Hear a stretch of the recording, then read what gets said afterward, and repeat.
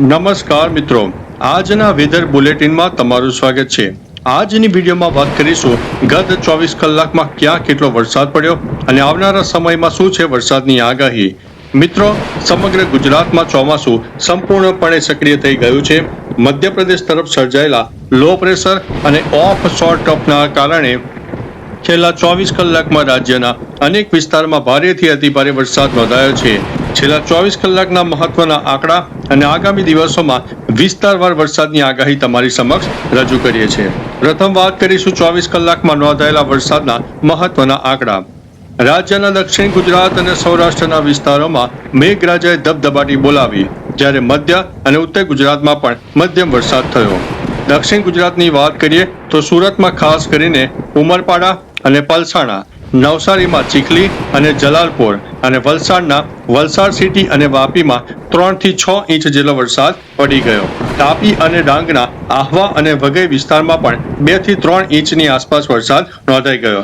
હવે સૌરાષ્ટ્ર રિજનની વાત કરીએ તો ભાવનગરમાં ખાસ કરીને વલભીપુર, પાલીતાણા અને મહુવામાં ઉપરાંત અમરેલીના રાજુપલા પંથકમાં 2 થી 2.5 ઇંચ આસપાસ વરસાદ નોંધાયો। બોટાદ અને ગઢડામાં પણ 1.5 ઇંચથી લઈને 2 ઇંચ સુધી પાણી પડ્યું।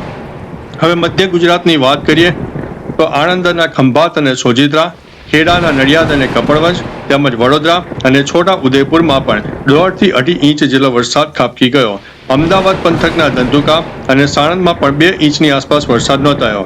ઉત્તર ગુજરાતની વાત કરીએ તો પાટણના શંખેશ્વર, સાબરકાંઠાના તલોદ અને બનાસકાંઠાના વાવ થરાદ પંથકમાં પણ 1.5 ઇંચ સુધીના મધ્યમ વરસાદ જોવા મળ્યા હતા।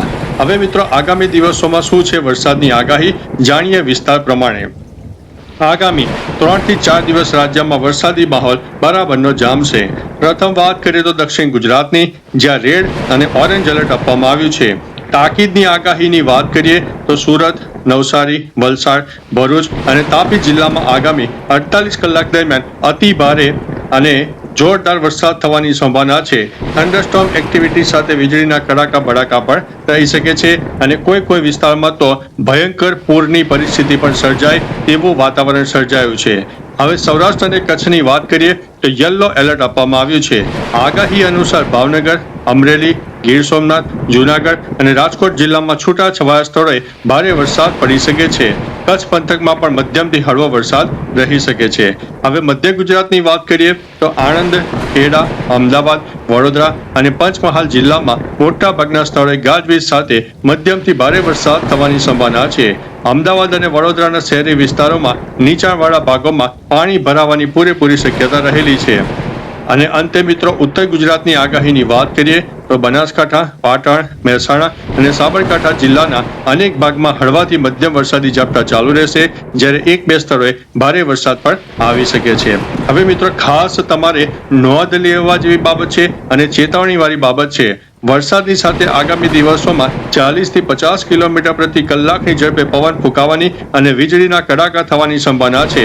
માછીમારોને દરિયો ન ખેડવા અને ખેડૂતોને પાક તથા પશુધનની સુરક્ષા માટે સાવચેત રહેવા માટે અમારા ચેનલ વતી તમને વિનંતી છે। તો ચાલો મિત્રો, ફરીથી લેટેસ્ટ ઇન્ફોર્મેશન અને વરસાદની નવી આગાહી લઈને મળતા રહીશું। ત્યાં સુધી અમને રજા આપશો। નમસ્તે।